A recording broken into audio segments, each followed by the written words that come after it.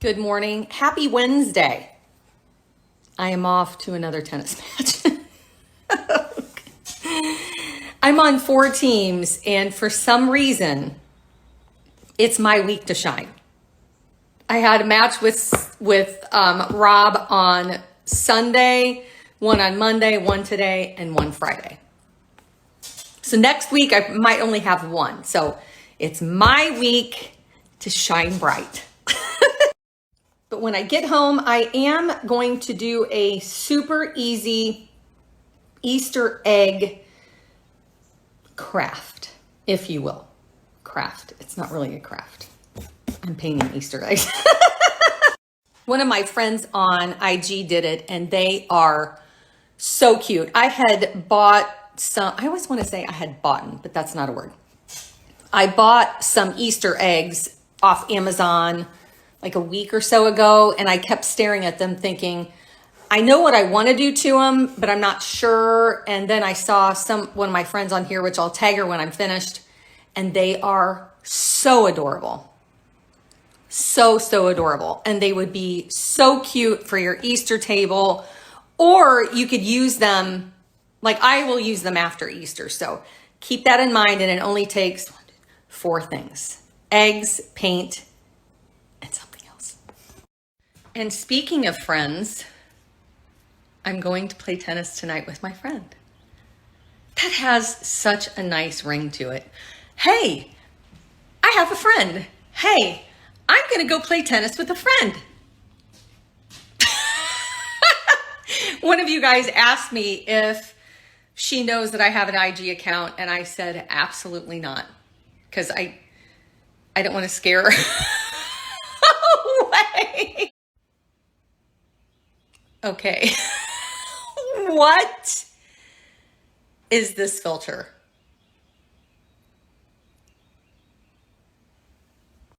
I never use filters.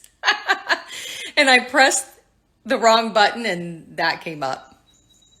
Anyway, I just thought I would throw a little surprise into your Wednesday morning. Stay tuned if you're looking for new packing items and ideas, because I'm ordering a couple things. We're going to Florida here in a week or so. Then we're going to Denmark. And we just planned our 10th year anniversary to Greece. We never took a honeymoon. We didn't have time. We had 5 kids. So we've been saving and saving, and we're going in September. So I have to have some really good packing items. So stay tuned if you have a trip coming up, because I'll be sharing that. Well, I brought home another win. That's awesome. I'm very surprised. And then I play another match on Friday. So we'll see if we can do a 3 in a row this week. I came home, hurried up and made lunch. I've been working ever since. I'm getting ready to work on the little Easter craft that I spoke of today, but I have a question for you. I was a travel agent for 5 years, and I still have my membership with a company. So I do our own trips, and if a family member wants, something put together, I can do that. But I would love to share any tips that I have with you that you're wanting. For example, when we were putting our Denmark trip together, I found the best flights, and we built our trip around those flights because flights are usually the most expensive. I found round trip tickets from Raleigh to Copenhagen with 1 stop, including the seats and the baggage, for about $600 per person. Now that's to Europe, and those are great prices. For our trip to Greece, I did the same thing. I found the least expensive flights, and I built our trip around it. And we're also going towards the end of the busy season, which is always less expensive, usually. So I just figured I could share my knowledge with you if you are wanting it, and I can put a box here, and then I will share those questions. So if you have a question, just fill it in this box and we'll go from there.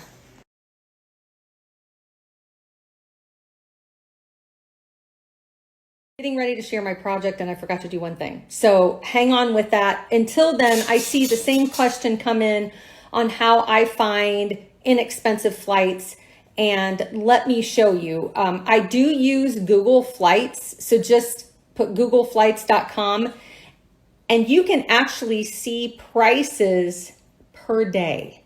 So you can book your trip around the most inexpensive flights.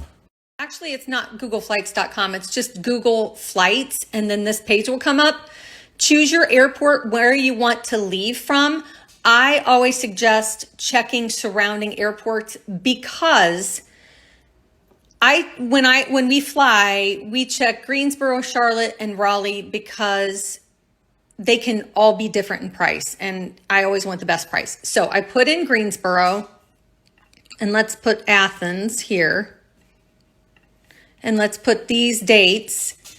If you click on this little month, the calendar right there, it will bring up all of the prices for those months. So let's pretend and say I want to go to Denmark sometime in June. I'm not quite sure what dates I want to go. So I can bring up the month of June and I can find the least expensive days. Keep in mind that usually when you fly Monday through Thursday, it's the least expensive time to fly. So let's just say I want to travel the 6th through the 15th. You block those dates out, you press done, and then it brings up all of the flights that are available below. When we fly, I only usually like one stop or one layover. And my layovers, I like them to be over an hour long because if my incoming flight is late, it's going to mess with my departure flight. Plus, I always usually have to go to the bathroom, etc. So when I'm looking at these, I always make sure that I look at the ones with the one stop. Also, I like to fly early in the morning and get there around noon or so, depending. I don't want to be leaving in mid-morning and getting there late in the afternoon because then your whole day is kind of gone. Here you can see how many stops each flight has, how long they are, the departure time and the arrival time. Keep in mind when you're flying to Europe, you're going to be flying towards time, so you're going to be losing 6 to 7 hours depending where you're going. If you click on this little arrow right here, it will give you more of the information about the flight. There is a almost 3.5 hour layover in Philly, a 10-hour layover in Charlotte. Oh yeah, so let's just keep on going because I want to show you something else. I've chosen my flight and now these options come up. We always fly the main cabin because, you know, you look at the price and think, oh my gosh, I thought that the tickets were only 1,000 something and now I have to add this. Well, if you look over here, they're going to charge you $150 for the first bag. And they're going to make you pay for a seat. So we always do this because we're guaranteed a seat and we're guaranteed one free carry-on with a checked bag. You can pay more if you want a different seat after you actually book the flight. You just go to, this is American Airlines. You would get your 6-digit code and you would go to the American Airlines website, put in your code, and then you can pay for an additional upgrade for a seat. Another question came in about Alaska.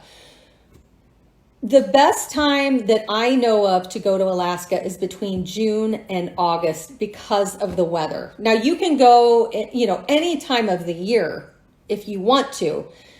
It's just the most popular times are to go June, July, and August because that's when their weather is great. Also keep in mind that Alaska not only offers cruises, but it offers land packages and they have a super cool train option that might be something different if you don't want to do a cruise. The Alaskan train trips are what I've heard and what I've booked for clients are spectacular. I think I got a question about which airlines are best regarding the, I don't know because things are changing all the time. Like I just looked up the requirements for Norway and Sweden and Denmark for their C requirements. And as of like February 1st and March 1st, they just opened theirs. So Americans can go over there as long as they've had their, and they're not requiring any proof of any testing. So as far as the airline goes, I don't know. I really don't know because things change all the time.